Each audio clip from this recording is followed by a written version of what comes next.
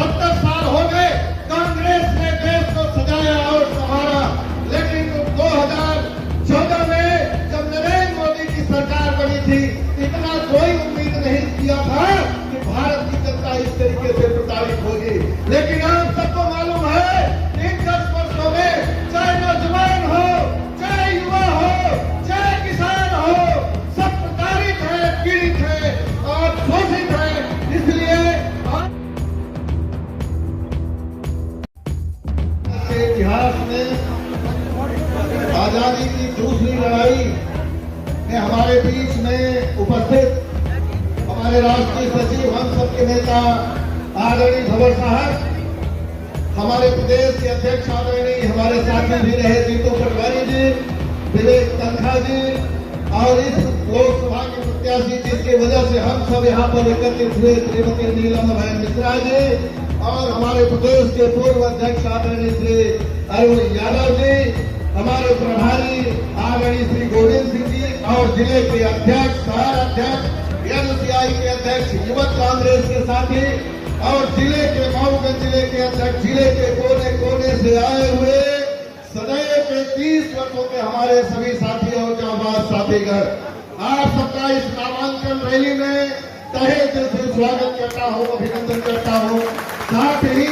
इस सफेद शेरों की धरती पर भंवर साहब आपका आगमन मैं समझता हूँ पहली बार हुआ है। मैं अपनी तरफ से, जिला कांग्रेस कमेटी की तरफ से और रीवा जिले के कार्यकर्ताओं की तरफ से तहे दिल से स्वागत करता हूँ, अभिनंदन करता हूँ। जैसा कि आप सब जानते हैं कि जब देश में आजादी की पहली लड़ाई लड़ी जा रही थी, जिसका नेतृत्व हमारे उस समय राष्ट्रपिता महात्मा गांधी ने किया था, और 1947 में देश आजाद हुआ था, और 70 साल हो गए कांग्रेस ने देश को सजाया और संभाला, लेकिन 2014 में जब नरेंद्र मोदी की सरकार बनी थी, इतना कोई उम्मीद नहीं किया था कि भारत की जनता इस तरीके से प्रताड़ित होगी। लेकिन आप सबको मालूम है इन 10 वर्षों में चाहे नौजवान हो, चाहे युवा हो, चाहे किसान हो, सब प्रताड़ित है, पीड़ित है और शोषित है। इसलिए आज यह लोकसभा का चुनाव जो होने जा रहा है, हमारे देश के नेता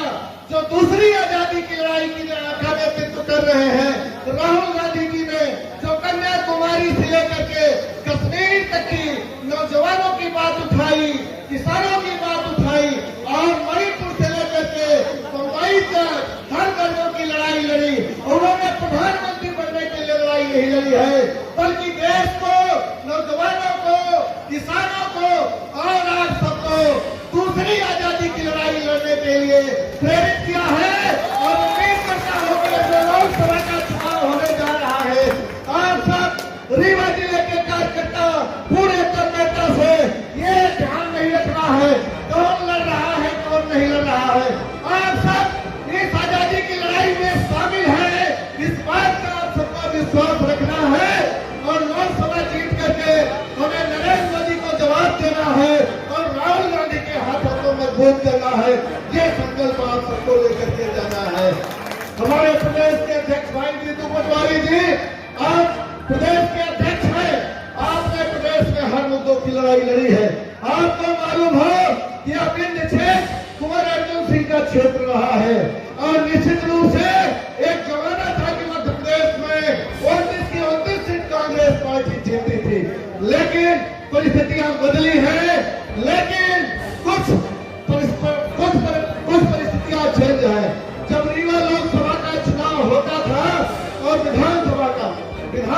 में परिणाम कुछ अलग आते थे और लोकसभा का परिणाम कुछ अलग आते थे, जिसके कारण कहीं न कहीं आने वाले समय में हम सबको कमजोरी होती थी। लेकिन मैं आपको स्पष्ट करना चाहता हूं, जो विधानसभा का चुनाव हुआ उसमें हम सब भले चुनाव हारे, लेकिन आपको एक अच्छा परिणाम दिए, जिसका परिणाम यह है कि आप रीवा जिले जीत वाली सीट में आपके लिस्ट में होगी। आप इस बात को जानते हैं। उसका परिणाम यह है कि हमारे जिले का एक कांग्रेसी पूरे तन्मयता में विधानसभा में 30 सालों से काम कर रहा है। कभी इस बात का परवाह नहीं करता कि कौन आया,